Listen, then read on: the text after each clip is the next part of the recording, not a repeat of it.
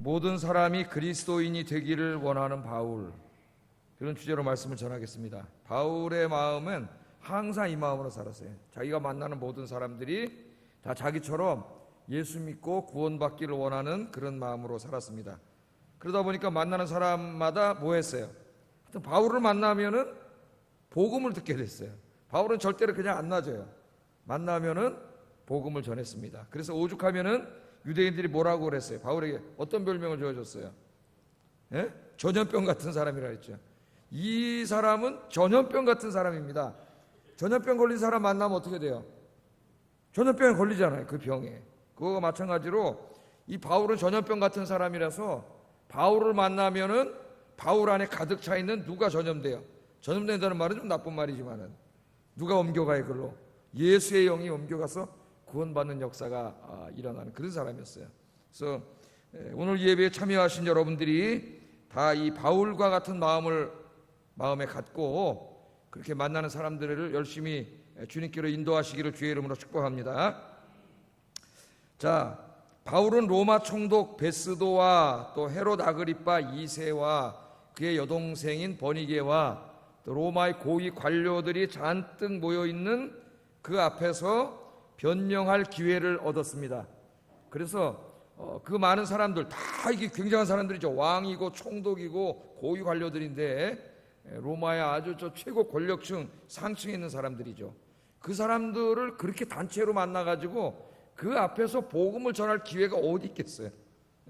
평생에 아마 그런 기회를 얻기는 어려울 거예요. 그래서 이 아그리파 왕이 너를 한번 변호해봐라 그렇게 기회를 줬을 때 자기를 변호하면서 바울의 목적은 자기를 변호하는 데 아닙니다. 은근히 뭘 하고 있어요? 복음을 전한 거죠. 그 사람들에게 복음을 다 전했죠. 그래서 이 사도 바울이 특별히 이 사람들 앞에서 부활하신 예수님을 만난 일과 예수님께서 자신에게 하신 말씀을 자세하게 이야기를 했습니다. 이 바울이 복음 전하는 게 다 맞춰갈 때쯤 되는데 갑자기 로마 총독 베스도가 벌떡 일어났어. 벌떡 일어나가지고 큰 소리를 지르면서 바울에게 이렇게 말했다 그래요. 24절 한번 읽어보겠습니다. 시작.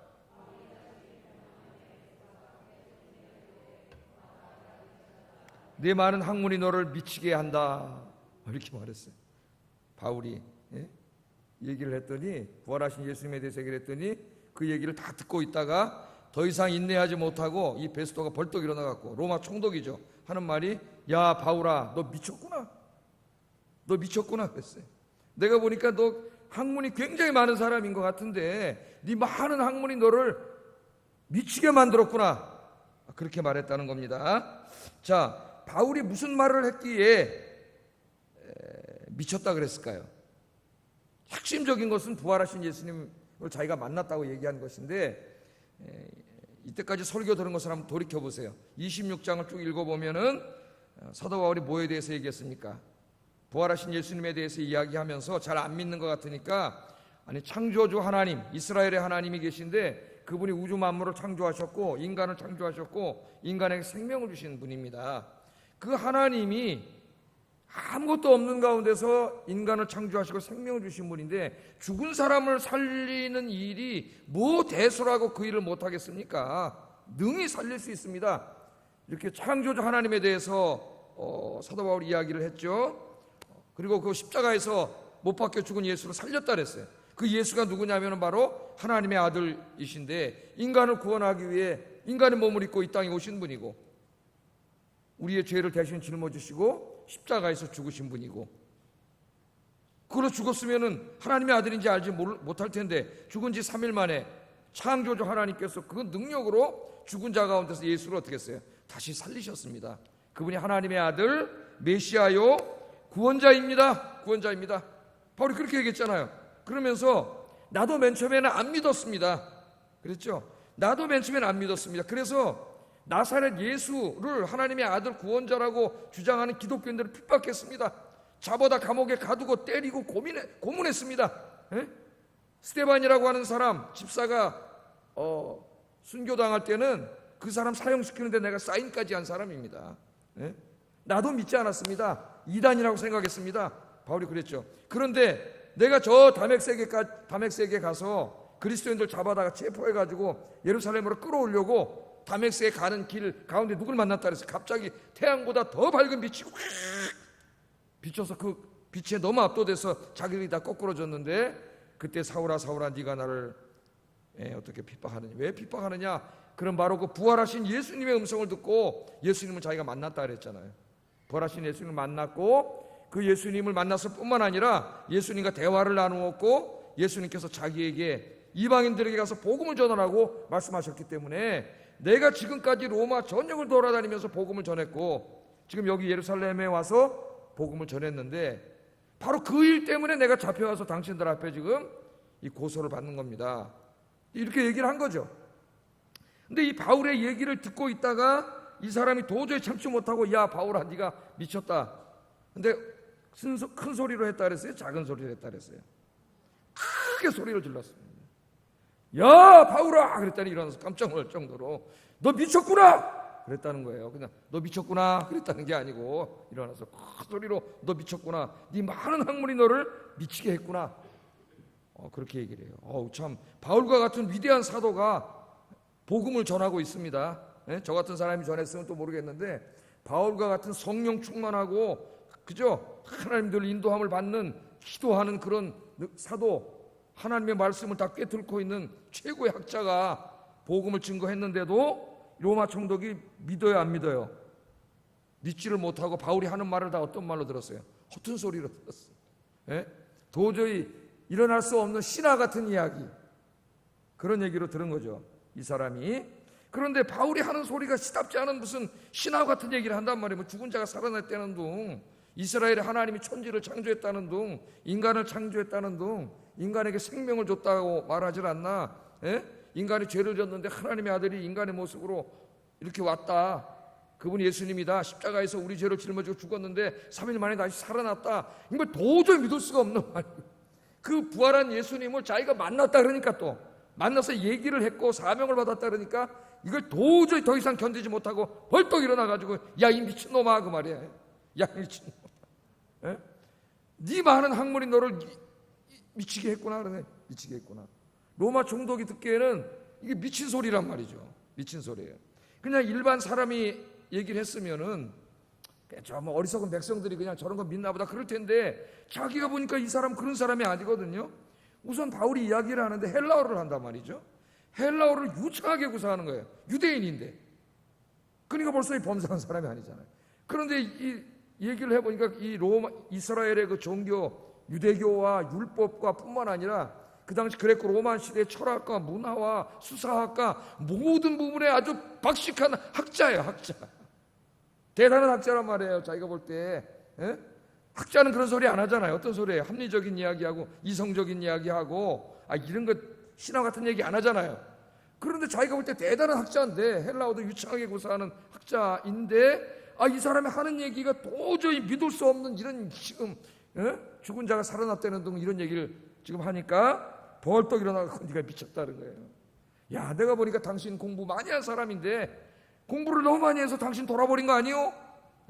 도대체 죽은 사람이 어떻게 다시 살아나? 그러잖아요.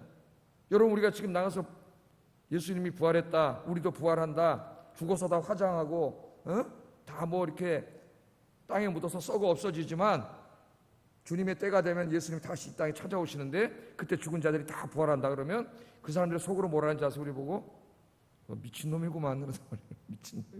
그런 일이 어떻게 벌어지냐 이거예요. 그런 일이. 요새는 또 막 장례도 보니까 미국에서는 요새 유행하는 장례식이 사람이 죽으면은 화장하거나 이렇게 매장하지 않고 그 흙으로 돌아가는 그게 있대요. 그런 크게 놀이터를 만들어 놔가지고 거기 갖다 죽으면 그냥 논다는 거예요. 시신을. 그럼 거기에 이제 낙엽도 덮고, 맨 처음에는 뭐 그게 있나 봐요. 낙엽하고 뭐 이렇게 살짝 덮어놓고 흙을 덮어놓으면 한 달만 있으면 다 흙으로 돌아간답니다. 시신이. 그래서 내가 미국 가서 죽고 싶어졌어요. 요새.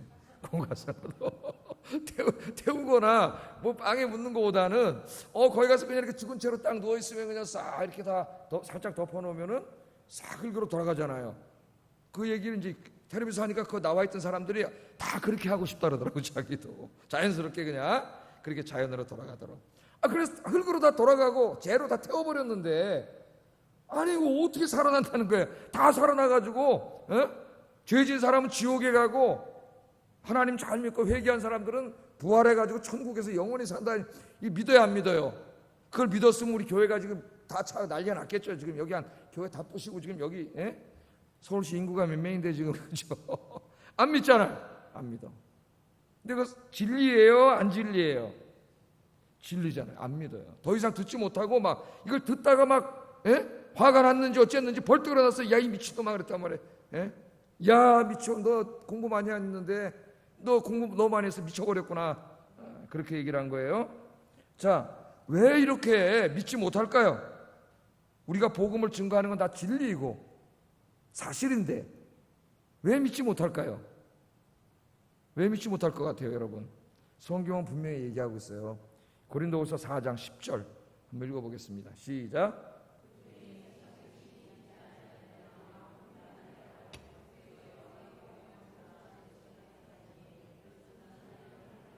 아멘. 여기 말씀을 잘 보세요. 이 말씀에 그 중에 이 세상의 신이 이 세상의 신, 이 세상을 장악하고 있는 신이 누굽니까? 사탄이지. 사탄. 사탄과 함께 타락한 그 악한 영들, 우리 성경에는 귀신들로 번역했죠. 그 악한 신들이 믿지 않는 사람들의 마음 속에 딱 들어가서 다리를 들고 앉아가지고 그 사람들의 마음을 혼미하게 한다 그래서 혼미하게 한다는 말은 직역하면 어둡게 한다는 말이에요. 그 진리를 이해하고 깨닫지 못하고 받아들이지 못하도록 어둡게 한다는 말이에요. 우리말은 좀 의역해서 우리 마음을 혼미하게 해가지고 그리스도의 영광의 복음의 광채가 싹 그 안으로 비춰야 그 사람이 구원을 받는데 그걸 비치지 못하게 막는다는 거예요. 그러니까 우리가 십자가와 부활의 복음을 증거하면은 그 십자가 부활의 복음을 듣고 회개하고 예수를 믿고 구원을 받아야 되는데 우리가 복음을 증거하면 마귀가 그 사람 마음에 딱 들어가 있다는 거죠. 들어가 있어서 우리가 전도할 때 우리 마음을 막 혼미하게 해가지고 어둡게 해가지고 믿지 못하게 한다는 거예요. 지금 그 역사가 일어난 거죠. 베스도 마음속에 누가 있어요? 로마 총독 마음속에 마귀가 들어가서 딱 차고 있다가 복음을 막 바울이 자꾸 전하니까 벌떡 일어나서 야 이 미친놈아 그런 거란 말이죠. 너 많은 학문이 너를 미치겠다. 누가 한 말이에요? 그거 사실은 마귀가 그 안에서 한 말이에요. 그게 진리인데 진리 인류를 구원할 수 있는 유일한 진리인데 그거를 미친 사람이 하는 말로 미친 말로 허황된 말로 거기 지금 누가 있어요? 로마에 많은 고위 관료들이 있습니다. 더 이상 믿지 못하게 하려고 총독을 통해서 그렇게 이야기를 한 거죠. 자, 그래서 사도 바울은 이미 고린도전서 1장 18절에 이런 말씀을 많이 했어요. 읽어보겠습니다. 시작. 하나님의 능력이라. 십자가의 도가 뭡니까? 우리가 전하는 복음이죠. 복음. 이 십자가의 진리, 십자가의 도가 멸망당하는 이 베스도 같은 사람들이 듣기에는 미련한 것이다. 미련한 것. 굉장히 무지하게 들리고 무슨 신화같이 들리고 뭐 그런 게 어딨냐. 무지한 얘기란 무지한 얘기. 미련한 얘기로 들린다는 거예요. 누가 그렇게 들리게 해요? 사탄이. 과학적 사고방식, 합리적 사고방식, 이성적인 사고방식 이런 걸 머릿속에 딱 넣어줘가지고 그렇게 생각하는 사람들만이 지식인인 것처럼 그죠? 그렇게 하고 지금 이런 부활했다고 하는 둥 이런 얘기 창조주 하나님이 계신다 무슨 그 예수님이 십자가에서 죽으셨다 부활하셨다 이런 얘기들은 다 어떻게 해요? 정신 나간 사람들이다 하는 소리로 그렇게 믿게끔 누가 하는 거예요? 건에서 마귀가 다 그렇게 하는 거예요. 그러나 우리는 알죠. 그 십자가의 복음이 우리의 죄를 사하고 우리를 구원하는 하나님의 지혜요 하나님의 능력이라는 걸 우리는 알고 있습니다. 이게 고린도전서 1장의 핵심적인 주제예요. 복음이 하나님의 우리를 구원하는 하나님의 지혜요 하나님의 능력이다. 그걸 가르쳐주고 있습니다. 우리는 전도를 하고 있는데 특별히 개인 전도를 해본 사람은 전도가 쉽지 않다는 걸 알 수 있어요. 이제 전도지 나눠주고 이런 전도를 하지만 내가 아는 친한 사람들에게는 만나서 개인 전도를 하죠. 개인 전도를 할 때는 예수님의 십자가와 부활에 대해서 이야기해야 되죠. 하시고 계십니까? 이 십자가와 부활의 복음은 모든 믿는 자에게 구원을 주시는 하나님의 능력이라. 그 복음 자체가 능력이라는 거예요. 그러니까 그 복음이 우리의 입을 통해서 선포될 때 그 복음이 그 복음을 듣는 사람들을 구원하는 하나님의 능력이 된다는 거예요. 능력이. 우리가 전하지 않으니까 역사가 일어나지 않는 거죠. 복음에 대해서 설명을 해줘야죠. 바울처럼 이야기를 해야죠. 열정적으로 바울이 지금 이야기하지 않습니까? 우리가 이제 전도를 하는데 한 번에 딱 예수 믿으면 좋은데 한 번에 딱 예수를 잘 안 믿고 친구들이 맨 처음에 어떻게 아는 사람들이 아이 그건 말도 안 되는 소리 하지 말라. 말도 안 되는 소리 하지 말라 그러고 제 아는 한 사람 얘기하면 야 나는 다 그 뭐 예수님도 믿고 그러겠는데 태초에 하나님이 천지를 창조하셨느니라 이건 도저히 안 믿어져서 못 믿겠다. 이 세상 우주 만물이 있는데 이걸 하나님이 창조하셨다 아무것도 없는 데서 이거 도저히 안 믿어진다는 거예요. 그래서 못 믿겠다는 거예요. 그것만 믿어지면 믿겠는데 그게 안 믿어진다는 거예요. 우주의 기원에 대한 것이죠. 생명의 기원.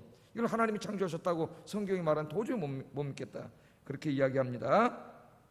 자, 누가 지금 다 그렇게 만든다 그랬어요? 마귀가 그 안에서 그 사람의 마음을 어둡게 하고 혼미하게 해가지고 이 진리의 말씀이 전해지는데도 하나도 믿지 못하도록 그는 이야기하는 거예요. 그러니까 우리가 이제 맨 처음에는 안 믿다가 그 사람을 위해서 어떻게 합니까? 우리가 자꾸 기도하고 또 찾아서 복음을 전하고 또 기도하고 이렇게 하면은 어느 날 이 복음은 능력이기 때문에 우리의 기도와 복음은 능력이에요. 능력이기 때문에 이 사람의 마음을 혼미하게 하던 마귀가 어느 순간에 어떻게 합니까? 딱 쫓겨나가는 거예요. 쫓겨나가고 그 사람 예수 믿고 구원받게 되는 거예요. 그래서 오늘 여러분이 예수 믿고 여기 와 있잖아요. 여러분이 증거예요. 여러분도 그렇게 예수 믿었잖아요. 예? 여러분이 바로 그렇게 해서 예수 믿었잖아요.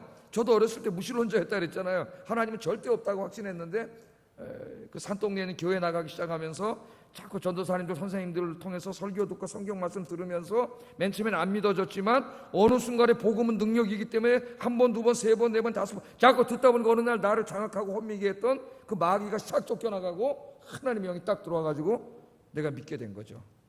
할렐루야. 내가 믿은 게 아니에요. 누가 믿게 하신 거예요? 하나님이 믿게 하신 거예요. 하나님 복음을 통해서. 그래서 고린도후서 4장 6절 한번 읽어보겠습니다. 시작.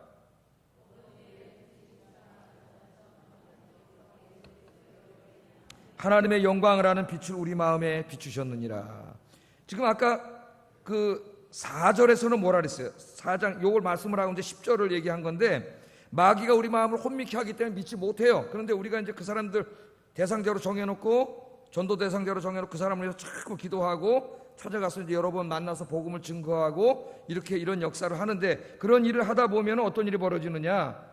어두운 데서 빛이라 말씀하셨던 그 하나님. 어디 나오는 하나님이? 하나님이 창세기 1장 1절 아무것도 없는,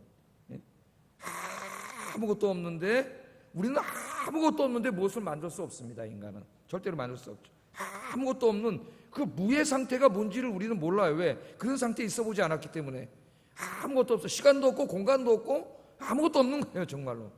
거기서 하나님이 어떻게 했어요? 빛이 있으라 했더니 빛이 있었다 그러잖아요. 하나님의 말씀은 곧 존재입니다. 내 말씀이 곧 존재면 얼마나 좋겠어요. 1억 원이 있으라 그럼 1억 원 갖고 안 되는구나. 이게 월세도 안 되니까. 100억 원이 있으라 그러면 100억 원이 딱 있으면 얼마나 좋겠어요. 우리의 말은 그 존재가 아니에요. 그러나 하나님의 말씀은 그 존재. 죽은 자 앞에 가서도 나사로야 일어나라 그러면 그냥 죽은 지 나흘 됐는데 살아나는 거예요. 할렐루야. 그 하나님께서 어떻게 했다는 거예요? 예수 그리스도의 얼굴에 있는 하나님의 영광을 아는 빛을 우리 마음에 비춰주셨다는 거예요. 태초에 어둠을 비추는 빛을 만드셨던 그 하나님께서 그 하나님의 영광의 빛, 예수님을 통해서 이제 생명의 빛이 되는 거죠. 그 빛을 우리 마음에 지금 마귀가 꽉 있어가지고 믿지 못하게 막 혼미하게 하고 있었는데 하나님께서 그 빛을 쫙 비춰주셔가지고 마귀가 그 빛에 놀라서 도망갔기 때문에 우리가 예수를 믿게 됐다 그 말이잖아요. 그러니까 내가 예수를 믿은 것은 어떻게 보면 내가 믿은 것 같은데 내가 예수를 믿을 수가 없어요. 내가. 그래서 그 믿음조차도 하나님의 은혜예요. 그러니까 여러분에게 누군가 와서 복음을 전했을 겁니다. 어떤 분은 어머니 뱃속에서부터 다녔겠지만 그러나 그 중간 어느 순간에 어떤 설교를 통해서 하나님을 만나는 체험은 누구나 한 번은 다 했어요. 그 체험이 없으면 하나님을 만난 건지 확인해 봐야 돼요, 정말. 근데 그 체험에 제가 지난주에 얘기했지만 바울처럼 막 진짜 부활하신 예수님이 직접 찾아오는 건 아니라 그랬죠. 가랑비에 이슬 졌듯이 자꾸 하나님의 말씀을 듣고 만나고 기도하는 중에 어느 순간에 내가 어느 날 그 은혜에 압도돼서 감사해서 눈물이 나고 그런 게 체험이라 그랬잖아요. 그런 게 체험이죠. 그 누가 찾아오신 거예요? 그 창조주 하나님이 그 진리의 빛을, 태초에 빛을 만드신 하나님이 진리의 빛을 우리 안에 슉 붙이니까 이 우리의 마음을 깜깜하게 만들었던 마귀가 슉 쫓겨나가고 하나님의 영광의 빛이 들어와, 하나님의 영이 들어와서 여러분이 어떻게 된 거예요? 예수를 믿게 된 거예요. 그러니까 여러분이 예수 믿고 구원받은 것은 전적인 하나님의 은혜입니다. 전적인 하나님. 우리 장로교 교리 중에 이게 제일 중요하죠. 전적인 하나님의 은혜다. 우리의 인생은 하나님이 믿게 해주신 거다. 성경은 우리에게 그것을 가르쳐주고 있습니다. 그러니까 여러분의 마음에 빛을 비춰서 예수 믿게 하신 그 하나님이 여러분이 전도하려고 하는 그 전도 대상자의 마음에도 여러분이 기도하고 전도할 때 동일한 빛을 비춰주신다는 거예요. 여러분이 증인이잖아요. 여러분 자신이 어느 순간 무신론자였던 내 마음을 열어서 나를 하나님 믿게 하고 구원받게 했던 그 하나님의 영광의 빛이 이제는 나를 통해서 비치기를 원하세요. 하나님이. 그러니까 내가 여러분 안 믿는 친구들, 친척들 이름 적어놓고 하나님 앞에 기도하면서 시간 있을 때 찾아가서 전도하면은 한두 번 안 믿기도 하고 뭐 어떤 사람은 막 10년 동안도 안 돌아오기도 하겠지만 마귀가 역사해가지고 어느 순간에 하나님의 은혜의 빛이 쫙 비치면 어떻게 되는 거예요? 그 마귀가 쫓겨나가고 그 사람이 예수 믿고 구원받게 된다는 거예요. 할렐루야. 우리에게 이런 체험이 많이 있어야 됩니다. 우리에게. 그래서 우리가 전도하기 전에 늘 뭘 먼저 해야 돼요? 기도를 먼저 해야 돼요. 기도를. 그 영혼, 왜? 그 영혼에는 마귀가 탁 들어가가지고 마음속에서 이 성경에 의하면 여기다 이 토치카가 뭔지 아세요? 진을 쳐놨다 그래요. 진. 여러분 저 가끔 이렇게 북쪽에 있는 산에 가면은 산에다가 콘크리트로 토치카 만들어놨어요. 전쟁 남 군인들이 거기 들어가서 이제 총 쏘거든요. 거기서 안 부서집니다. 그거 수리탄 터져도 안 부서져요. 콘크리트로 딱 철근 넣어서 만들어놨어요. 거기다 군인들 들어가서 총 쏘라고. 그게 토치카인데 마귀가 믿지 않는 사람들의 마음에 여러분 이런 견고한 진을 쳐놨다 그래요. 견고한 진을. 그런데 하나님은 우리에게 그 견고한 진을 때려 부술 수 있는 무기를 주셨어요. 그래서 우리가 전도할 수 있는 거예요. 고린도 후서 10장 4절 한번 읽어보겠습니다. 시작.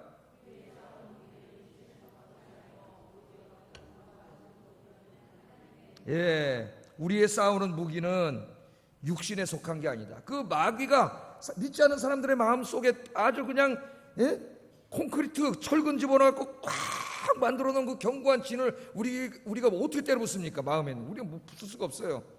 내 언변으로. 전도는 언변이 좋다고 전도 잘하는 게 아닙니다. 여러분 말 잘한다고 전도하는 게 아니에요. 복음이 능력이 있는 거지 말주변이 능력이 있는 게 아니에요. 어떨 때는 예수님의 사랑만 얘기해도 귀신이 쫓겨나간다고. 난 말주변 없어서 전도 못하는데 말주변으로 전도하는 거 아니에요. 복음이 어눌하게라도 선포될 때 거기에서 하나님의 능력이 나가는 거예요. 자, 우리들의 싸우는 무기는 육신에 속한 게 아니죠. 어떤 견고한 진도 무너뜨리는 그 견고한 진이 토치카거든.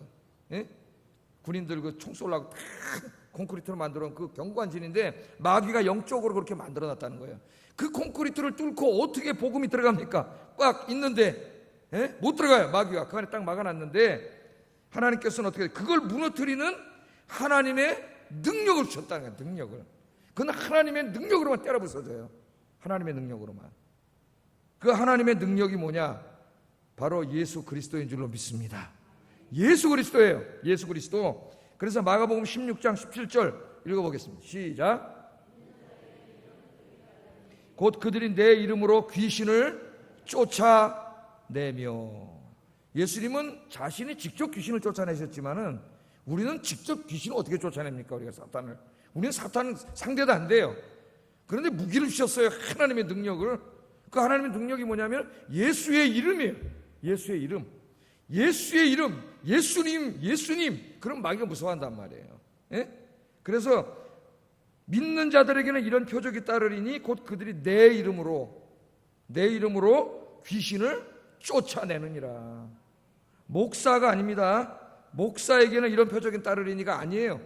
누구 믿는 자들, 여러분 다 믿는 자들에게는 이런 표적이 따르리니 예수의 이름으로 귀신을 쫓아내며, 그러니까 여러분이 예수의 이름으로 명하면 귀신이 쫓겨나간다는 거죠.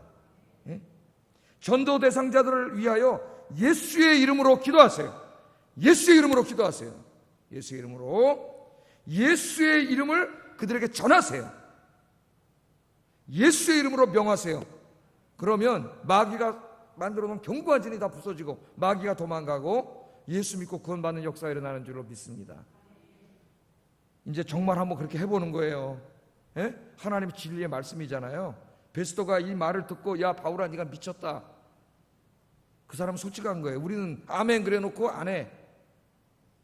그럼 똑같은 거예요, 여러분. 예? 정말 이 말씀을 믿는다면은 여러분 얼마나 신납니까? 마귀에게 사로잡혀가지고 쏘가가지고 죄 짓고 살다 지옥 갈 저 인생을 내가 예수의 이름으로 기도하고 예수의 이름을 증거하고 예수의 이름으로 명하여 귀신을 쫓아내고 그 사람을 구원하는 일이 제일 신나는 일이잖아요. 예? 신나는 일이잖아요. 여러분 그렇게 하는 여러분 될 수 있기를 주의 이름으로 축복합니다.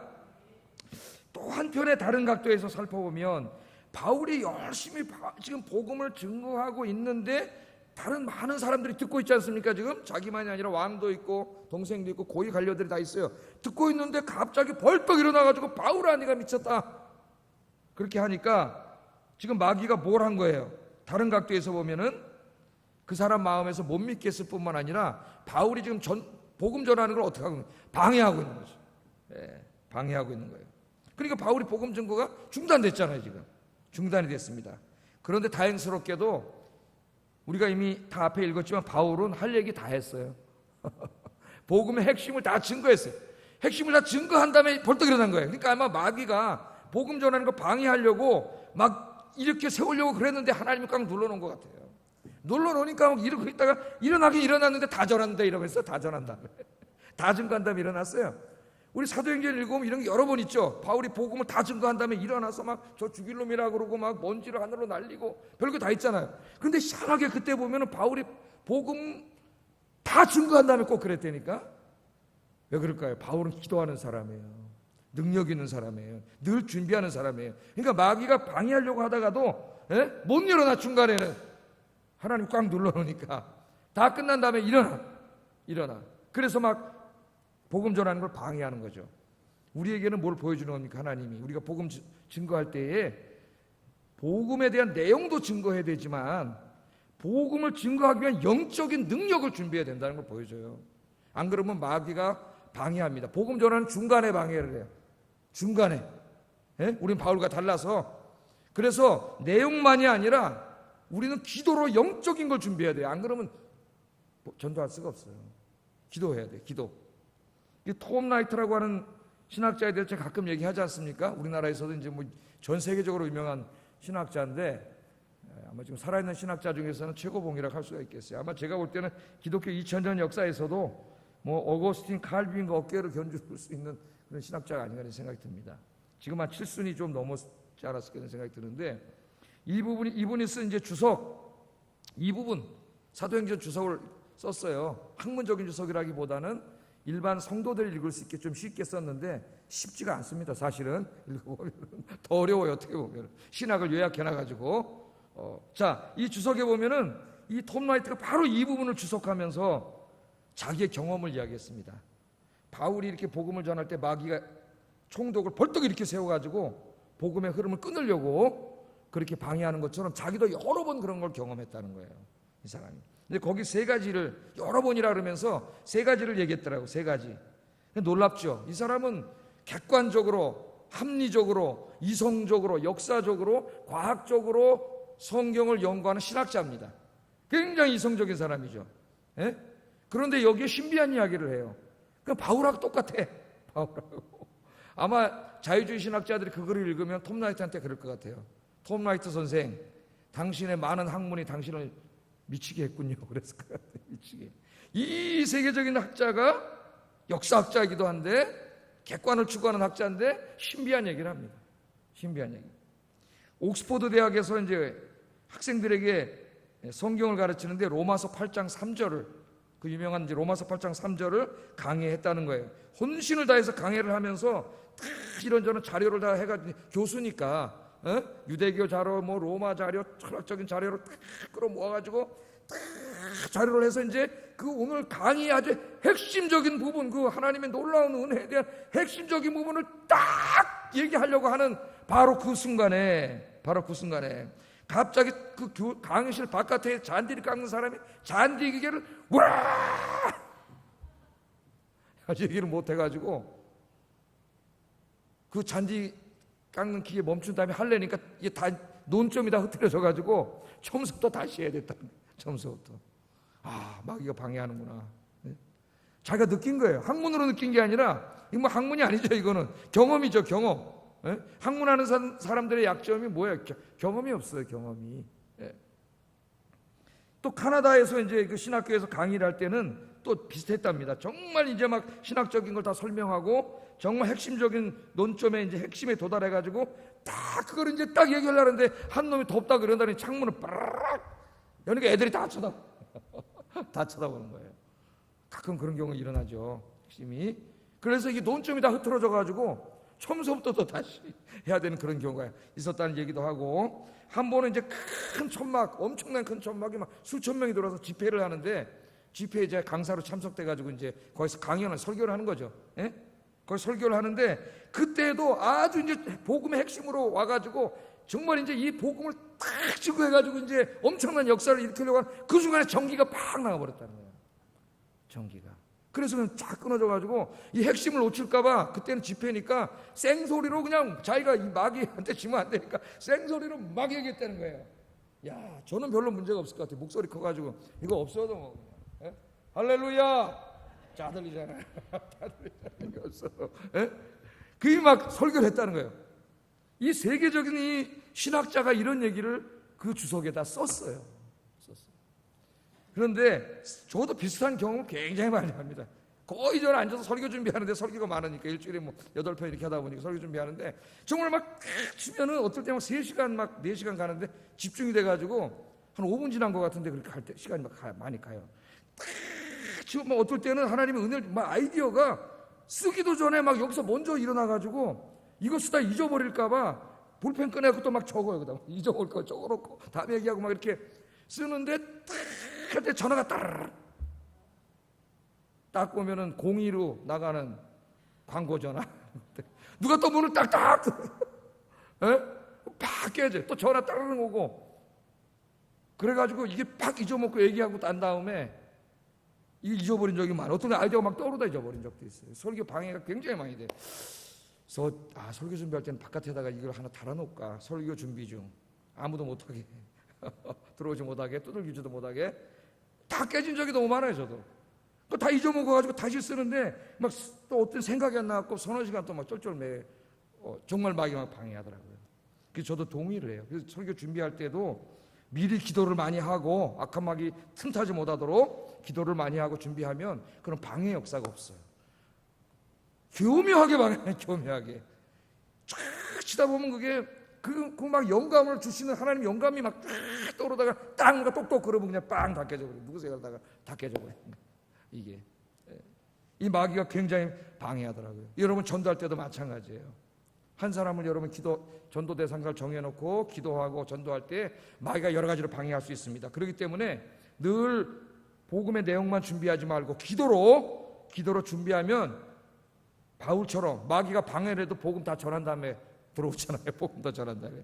여러분들 이런 능력의 전도자들이 되기를 주의 이름으로 축복합니다. 늘 영적인 준비를 해야 된다는 거예요. 영적인 준비. 복음의 내용뿐만 아니라 영적인 준비를 해야 된다.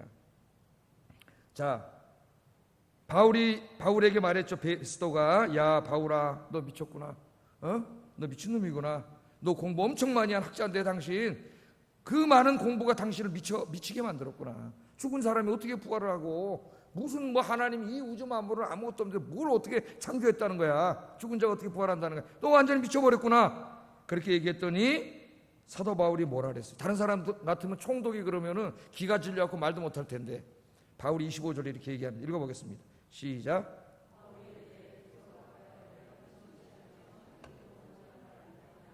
아멘. 바울이 뭐라 그래요? 베스도 가카요. 가카. 내가 미치지 않았습니다. 내가 미치지 않았습니다. 예? 그 말에는 네가 미쳤습니다. 그 말이나 마찬가지. 내가 미치지 않았습니다. 나는 참되고 온전한 말을 합니다. 내 마음과 정신은 온전하고 그 가운데 내가 하는 말은 참이요 진리입니다. 진리. 이 말씀을 믿어야 당신이 죄사함 받고 구원받습니다. 당신에게 생명을 줄 수 있습니다. 이게 진리입니다. 내가 미친 게 아닙니다. 난 정신이 온전합니다. 이게 진리입니다. 진리의 말을 합니다. 그렇게 바울이 이야기하고 있습니다. 이 19세기에 들어오면서 이 서구의 신학자들이 성경에 나오는 이 초자연적인 진리들을 다 부인하기 시작했어요. 역사 비평학이라고 하는 이 역사를 연구할 때 사용하는 그 학문적인 도구를 가지고 들어와서 성경을 연구하고, 그 당시에 과학이 발전하면서 또 진화론이 나오고 막 과학이론이 발전하는 거죠. 과학이 발전하면서 모든 것은 인과관계, 원인과 결과에 의해서 모든 일이 벌어지고 원인과 결과가 없이 어떤 일도 벌어지지 않는다. 그래서 원인과 결과를 넘어서는 어떤 기적이나 초자연적인 사실은 진리의 영역에서 제외하는 일들이 벌어지는데, 한심한 거는 신학자들이 이런 학문 방법을 받아들여 가지고 성서를 연구하기 시작했어요. 지금도 마찬가지입니다. 지금도 이 과학의 새로운 발견을 뭐가 발견됐다 그러면은 그 과학적인 패러다임을 가지고 성경을 연구하려고 하는 신학자들이 많아가지고 창세기 연구가 지금 상당히 혼란스러워졌어요. 창세기 1장이 제가 언젠가 또 한번 그 1장에 대한 강의를 좀 해야 되지 않나 이런 생각이 드는데, 자 19세기에 들어오면서 그런 영향을 받아가지고 성경에 나오는 초자연적인 진리들을 부인하기 시작했습니다. 신학자들이 삼위일체 하나님을 부인하기 시작하는 거예요. 삼위일체 하나님을 부인했다는 건 뭐예요? 예수님이 하나님이 아니라는 거죠. 인간 모범적인 인간은 맞는데 하나님은 아니다 그거예요. 삼위일체 하나님을 부인했습니다. 성경이 성령의 영감을 받은 사람들이 기록한 정확무오한 하나님의 말씀이라는 것을 부인했어요. 성경은 오류투성이다. 그렇게 부인하기 시작했어요. 동정녀, 예수님이 동정녀에게 탄생했다는 것을 부인하기 시작했어요. 동정녀가 어떻게 아이를 낳느냐, 말도 안 돼. 과학적으로 말도 안 되는 소리. 오병이어의 기적과 같은 예수님께서 행하신 모든 기적들을 다 부인했어요. 아니 물고기 2마리에 떡 5개로 어떻게 2만 명, 남자만 5천 명 다 합치면 2만 명이 먹고 12광주가 나 그 말도 안 되는 소리. 그런 일이 어떻게 벌어지냐. 아무리 성경에 있는 이야기라도 그걸 다 부정했어요. 예수님의 부활, 죽은 자가 어떻게 부활하냐, 그것도 다 부인하기 시작했습니다. 하나님이 창조했다고 뭘 하나님 다 창조해? 진화돼서 다 이렇게 왔지. 이걸 다 부인했어요. 이 모든 성경의 진리들을 다 신화라 그래. 신화. 그 당시 1세기의 언어로 쓰여진 신화이기 때문에 그 신화를 다 20세기의 언어로 새롭게 바꿔야 돼. 신학적으로 말하면 비신화하라 그래. 비신화. 해야 된다는 거예요. 그러니까 예수님이 진짜 부활했다는 얘기가 아니고, 죽었는데 부활했다는 얘기가 아니라 예수님의 그 숭고한 사랑이 우리의 마음속에서 다시 이렇게 일어나서 내가 다른 사람을 돕는 것이 바로 부활입니다. 멋있잖아요. 죽은 자가 어떻게 다시 살아납니까? 그거 진짜 예수님 죽었다 살아났다는 얘기가 아니에요. 그거는 뭐냐면은 예수님이 그 살으셨던 숭고한 이웃사랑의 사랑, 그 사랑의 정신이 오늘 우리 마음속에 다시 살아나가지고 우리가 그 사랑을 실천할 때 그게 바로 부활입니다. 역사적인 부활을 다 부정하기 시작하는 거죠. 이 사람들이 다 부정하면서 성경의 말씀을 말씀 그대로 믿는 사람들은 미개한 사람, 무지한 사람, 무식한 사람, 꼴통 보수, 이게 다 몰아가기 시작했습니다. 근본주의자들 막 이렇게 뭐라래요? 미쳤다 그러잖아요. 아니 지금 21세기에 이런 걸 아직까지 믿는 사람이 있어? 이 미친 사람들 아니야? 그렇게 취급하기 시작했다는 거예요. 몇 년 전에 영국의 옥스퍼드 대학은 여러분 잘 아시잖아요. 그 옥스퍼드 대학은 무슨 우리나라처럼 서울대학 그러면 저 서울대학 안에 대문이 있고 들어가면 그 안에가 서울대학이 있는 게 아니에요. 옥스퍼드 대학은 존재하지 않습니다. 40몇 개의 그 칼리지들이 여기저기 흩어져 있는데 그 옥스퍼드 커뮤니티, 자기들이 커뮤니티가 있어가지고 거기 인정해주는 그걸 다 옥스퍼드 대학이라는 거지 무슨 옥스퍼드 대학이 따로 없어요. 그 안에 다 그 단과대학 이름이 있어요. 근데 그 옥스퍼드 커뮤니티, 옥스퍼드 대학 안에 신학교가 7개 있어요. 7개. 그 신학교를 홀이라 그래요. 홀. H-A-L-L. 홀, 컬리지라고 안 그러고 홀이라 그래요. 영국에서. 7개의 신학교가 있습니다. 옥스퍼드 안에. 근데 다 자유주의 신학교고 위클리프 홀이라고 하나만 복음주 신학교예요. 위클리프 홀이라고. 우리나라에 이제 거기서 공부하고 오신 분들이 몇 분 계신데, 이 위클리프 홀이에요. 근데 거기서 이제 예수님의 부활이라든가 동정녀 탄생이라든가 거기는 신학자들이 그런 주장을 자꾸 하니까 책을 쓰고 글을 쓰니까 옥스퍼드 대학 당국에서 경고를 했습니다. 경고 몇 년 전에. 뭐라고 경고했느냐? 앞으로 자꾸 위클리프 홀의 교수들이 인문학의 상식적 가치를 넘어서는 얘기를 하면은 옥스퍼드 대학에서 퇴출을 시키겠습니다. 그러니까 예수님이 부활했다거나 뭐 오병이의 기적이 났다거나 이런 얘기를 자꾸 하면 그 인문학적인 상식적인 가치 기준을 넘어서는 그런 말도 안 되는 얘기를 자꾸 하면은 옥스퍼드 대학에서 쫓아내겠다는 거예요. 이제 위클리프 홀은 그 경고를 한 거예요. 왜? 그런 얘기를 하니까 미친놈들이라는 거예요. 지금 그러는 거예요. 누가 다 그렇게 하는 거예요? 뒤에서 지금 마귀가 다 그렇게 한 거예요. 여러분, 우리가 물어봅시다. 누가 미친놈입니까? 누가 미친 자예요? 여기 이렇게 보면 꽃이 있어요, 없어요? 여기 누가 봐도 꽃이 있잖아요. 그런데 제가 미쳐가지고 여기 무슨 꽃이 있어? 이거 꽃 아닌데? 이거 강아지인데? 그럼 제가 뭐한 사람이에요? 미친 사람이지, 미친 사람. 삼위일체 하나님이 존재하시잖아요. 천사가 있고 사탄이 존재하고 천국이 있고 지옥이 있고 다 실제로 존재하고 있지 않습니까? 성령님이 계시고 다 존재하는 걸 우리가 알고 있는데 그걸 존재하지 않는다고 저 사람 주장하는 거 아니에요? 존재하는 걸 알고 있는 우리가 존재한다고 이야기해 주는데 우리를 미쳤다 그러는 거예요. 누가 미친 놈이에요? 그들이 마땅히 알아야 될 진리를 알지 못하는 무지한 자요, 무식한 자요, 미개인이요, 정신이 제정신이 아닌 자예요. 우리가 알아야 돼요. 우리가 미친 자가 아니라 저들이 미친 자예요. 정신이 온전하지 못한 무지한 자들이에요. 사탄이 그들의 눈을 어둡게 했기 때문에 마땅히 봐야 될 진리의 세계를 보지 못하는 거예요. 그래서 하나님이 저와 여러분을 부르신 줄로 믿습니다. 여러분들이 미친 자가 아니라 바울이 말했잖아요. 내가 미친 게 아니고 나는 정신이 온전한 사람이고 내가 하는 말은 참 진리입니다. 여러분 그렇게 믿습니까? 진리임을 믿습니까? 자신있게 믿습니까? 세계적인 학자, 노벨상을 받은 사람 학자 앞에서도 당당히 이렇게 얘기할 수 있습니까? 얘기하기를 주의 이름으로 축복합니다. 여러분이 진리예요. 노벨상을 받은 저 사람들이 바보예요, 바보. 마땅히 있을 진리를 알지 못하니까. 세상을 창조하신 하나님이 존재하시는데 하나님이 없다 그러는 그 무지한 자들이죠. 무지한 자들. 아무리 세상 공부를 많이 했으면 뭐해. 하나님이 이렇게 존재하고 계시는데 하나님 없다 그러는데 무지몽매한 자들의 무지. 이 무지한 자들에게 살아계신 하나님을 증거하는 여러분 되기를 주의 이름으로 축복합니다. 자, 베스도가 이제 그렇게 말을 하고 바울이 답변을 한 다음에 바울이 누구를 쳐다봤냐면 헤롯 아그리빠를 쳐다봤어요. 헤롯 아그리빠는 베스도하고는 좀 다른 사람이야. 그 사람은 유대인의 율법에 대해서 아는 사람이고 구약 성경에 대해서 잘 아는 사람이에요. 부활에 대해서도 많이 들은 사람이에요. 그래서 사도 바울이 아그리빠를 보고 뭐라 그래요? 아그리빠에게 집중하면서 아그리빠, 당신은 선지자를 믿는 줄 내가 압니다. 그러면서 이제 아그리빠에게 막 전도를 하잖아요. 그랬더니 아그리빠가 바울의 말을 듣고 당황했어요. 그걸 다 부인하자니 유대인들하고 자기는 같이 살아야 되는데 유대인들에게 이게 어떻게 해야 될지 모르겠고 관계가 깨지겠고 그걸 인정했으니 그리스도인이 되자니 로마인들이 여기 있는데 저 로마인이 지금 미쳤다 그러는데 이거 어떡하지? 그런 상황에 처했었지 아그리빠가. 그런데 베스도하고는 좀 다르죠. 마음이 좀 흔들렸는지도 몰라요. 뭐라 그러느냐 28절에 이렇게 말합니다. 싹 빠져나가려 이렇게 말하는 거예요. 읽어보겠습니다. 시작.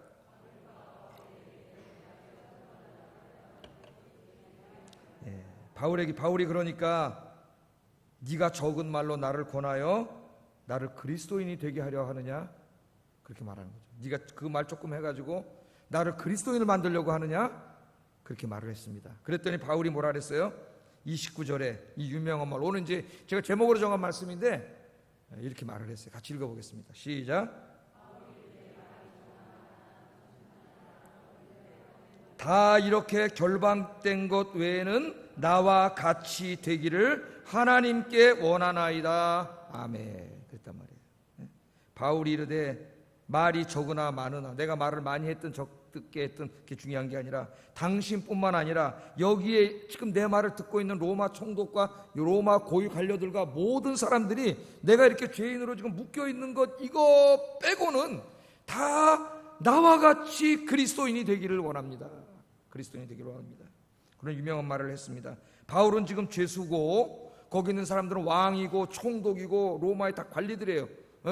저기 저 꼭대기에 앉아있는 권력자요, 부귀영화를 누리는 자요, 수많은 권력과 돈을 가지고 인생을 유유자적하게 즐기면서 살고 있는 그런 사람들, 모든 사람들이 다 제일 부러워하는 그런 사람들입니다. 그런데 바울은 그 사람들을 지금 불쌍히 여기고 있습니다.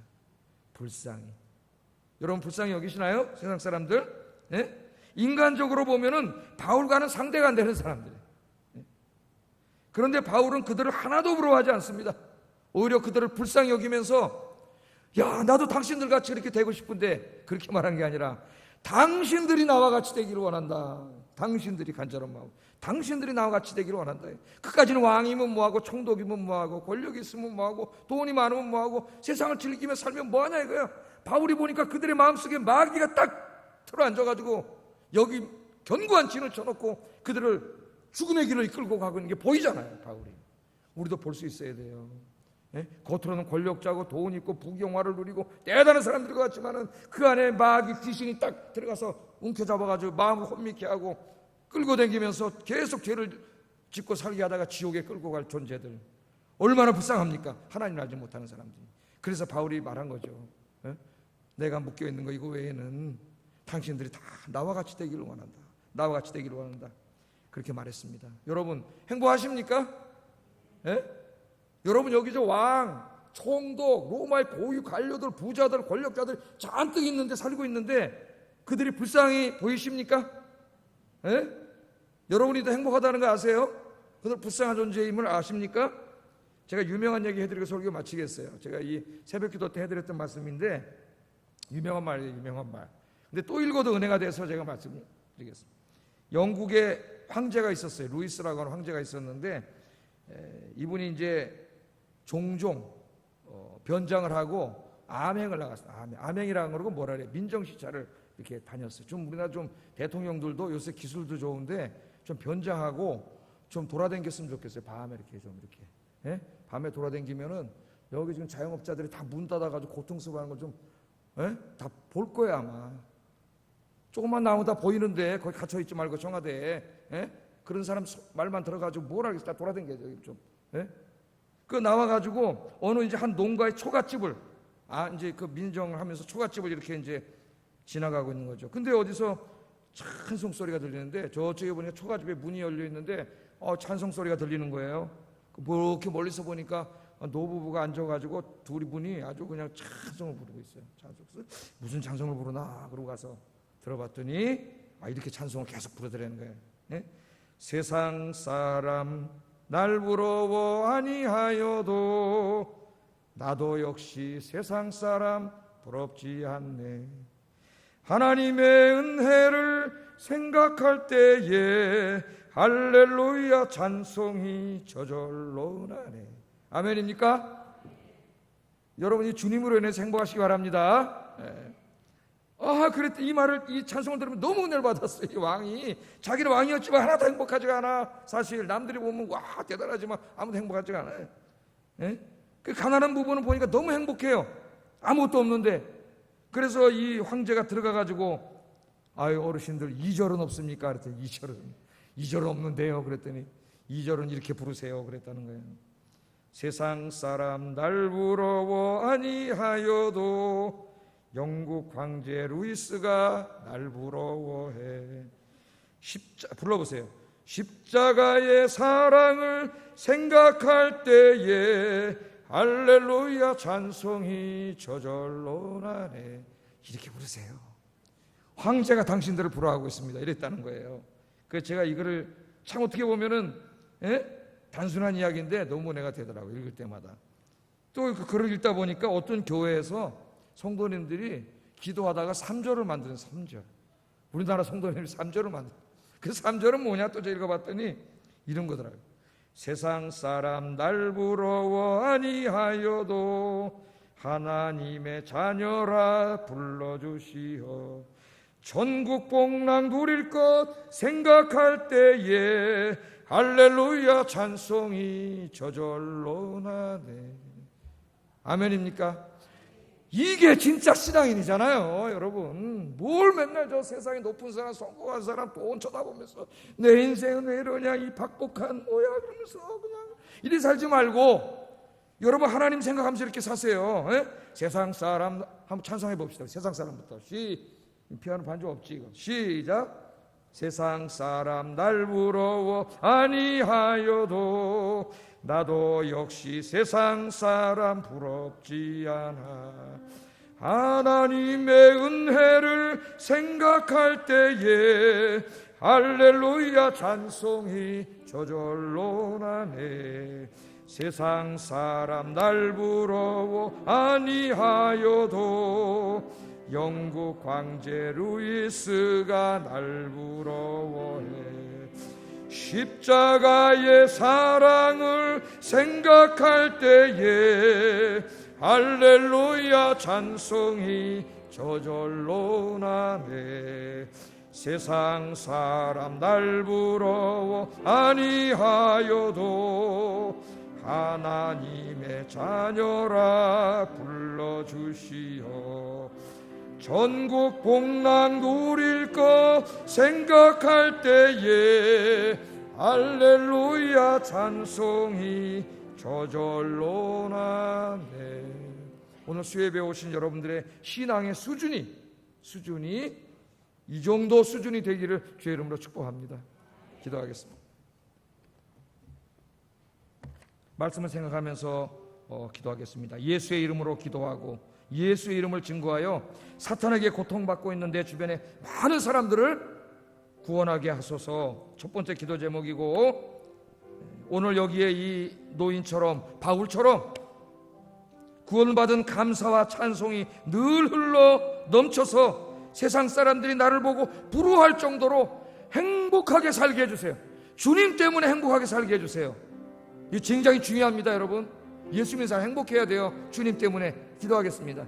사랑하는 아버지 하나님, 오늘 귀한 말씀으로 깨닫게 하시고 은혜를